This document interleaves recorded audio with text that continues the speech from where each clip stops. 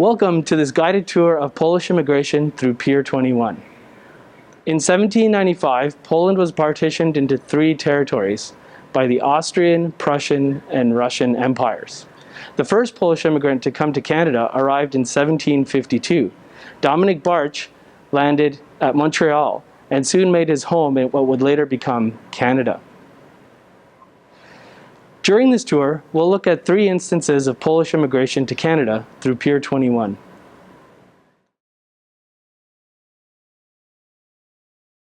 Between 280 and 300 Wawel treasures, the historical, religious, and political treasures of Polish nationhood and Polish independence, came to Canada through Pier 21 on July 12, 1940, when the Polish free ship, the MS Battery, brought them to Canada.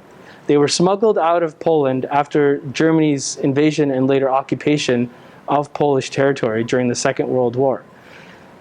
Curators from the Royal Wawel Castle in Krakow were able to smuggle these treasures out of Poland into Romania, later France and Great Britain, before bringing them to Canada.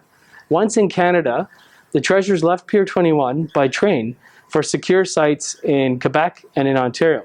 In particular, those of Library and Archives Canada and the Experimental Farm in Ottawa. Of course, also the vaults of the Bank of Montreal in Ottawa as well.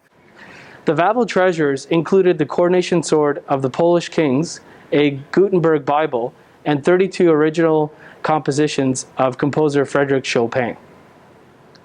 The majority of the Wawel treasures stayed in Canada until 1945. Due to the Cold War, political, religious, and cultural negotiations took over 20 years before some of the Wawel treasures were returned to Communist Poland in 1961.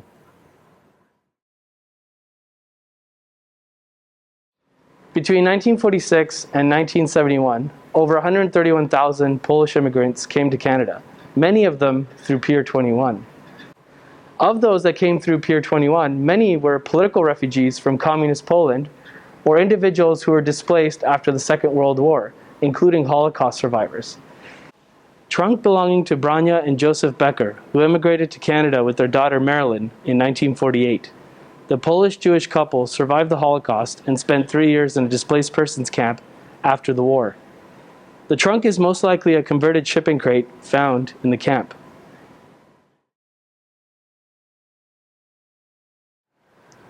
In 1946, the British government lobbied the Canadian government to bring several thousand Polish veterans to Canada. These Polish vets had served on the Italian front and were repatriated to Great Britain after the Second World War. Many of them being ardent anti-communists, they did not want to go home to Poland. Canada decided to accept these Polish veterans on the condition that the British authorities pay for their transatlantic voyage to Canada. The Polish veterans, some 4,500 of them, came in 5 contingents to Pier 21 here in Halifax.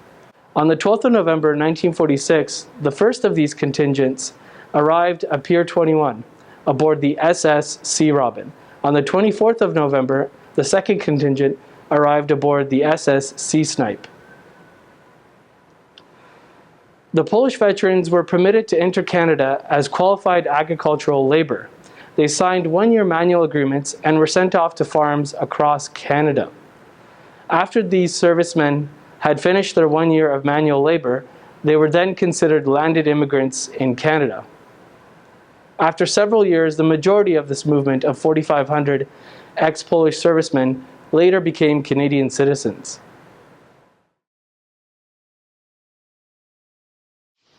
In late 1968, a number of Polish seamen left their ships here in Halifax Harbour and demanded asylum in Canada.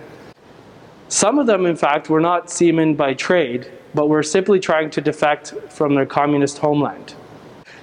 It was illegal for Polish nationals to defect from their country under communist law. An initial group of seamen were granted asylum and permitted to stay in Canada.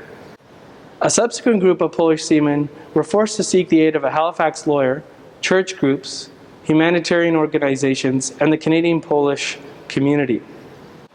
The defection of Polish seamen in Halifax soon was brought to the attention of Canadian parliamentarians. An emergency debate was held in the House of Commons. Eventually, all 9 Polish seamen were allowed to stay in Canada under humanitarian grounds.